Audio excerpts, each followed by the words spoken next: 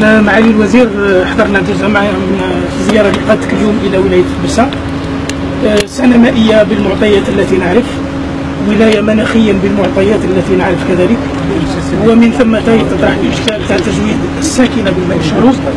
قطاعات أخرى كذلك تطالب بالماء، قطاعات الفلاحة، ولاية رعوية بامتياز، كذلك الصناعات تتطلب. من تبسة ما هي الوصفة، ما هي ورقة الطريق، ما الذي يتطلب اتخاذه من تدابير لتدارك هكذا حالات لتزويد الساكنة والقطاع الآخر بالماء الشروب؟ تفضلوا سيدي. والله صحيح أن في السنوات هذه الأخيرة كان فيه تراجع في الأمطار بالنسبة للمنطقة. تراجع في الأمطار أدى إلى تراجع في منسوب الآبار، علما أن ولاية تبسة تعتمد بالمياه الشروب، تعتمد أكثر من 90% على المياه الجوفية. لكن الشيء اللي حبيت نقول هو مازال فيه المياه، رغم التراجع مازال فيه مياه موجودة. إذا مشينا في مشروع في أعمال يعني مستعجلة مرتبطة بالفصل الصيف من أجل يعني القضاء على بعض النقاط السوداء المتواجدة هنا وهناك. لكن الشيء اللي حبيت نشير له أن على مستوى الولاية في 28 بلدية كاين 14 بلدية يعني تأتي هذه المياه يوميا، وكاين 14 بلدية أخرى أي 50% تأتيها المياه يوم بيوم أو يوم بثلاث أيام، وفي بعض الأحيان أكثر. إذا لتدارك هذا العجز، أولا وقبل كل شيء كنا أعطينا تعليمات مع السلطات المحلية الإسراع في إتمام برنامج التنمية في مجال المياه الصالحة للشرب.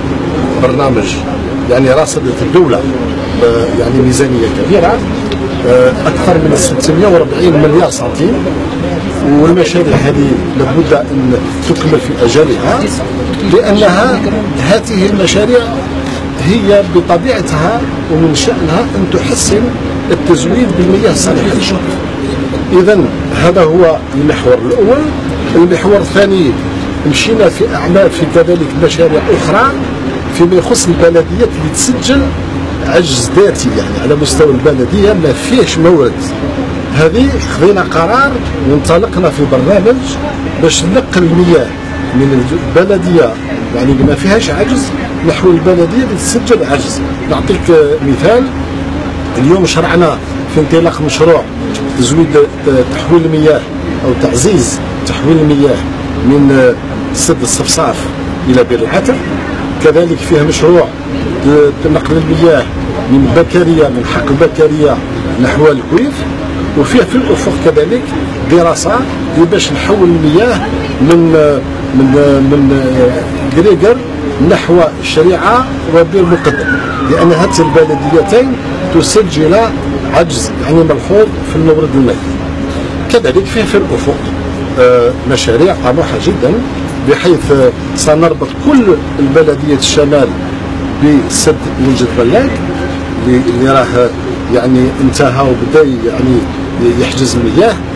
فيه كذلك تحويل كبير من الجنوب للشمال، هو من ابار لالبيا من نقرين اقصى جنوب الولايه نحو تبسة عاصمه الولايه، ولكن هذا المشروع يزيد يتفرع نحو البلديات التي نسجل فيها عجز نسبي.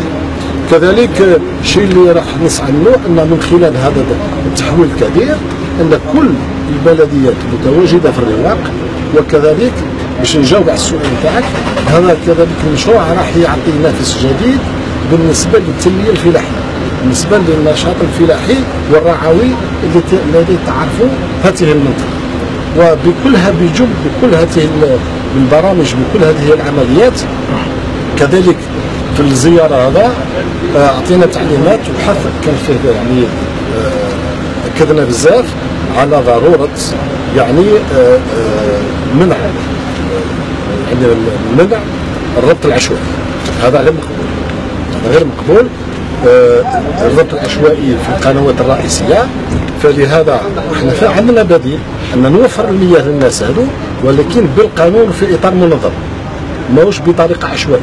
نعطيك مثال حتى تعرف يعني الضرر اللي تجيب هذا يعني لي بيكاج ليسيت هذو الضرر اللي يجيبوا بالنسبه في التموين بالتموين بالمياه الصالحه للشرب.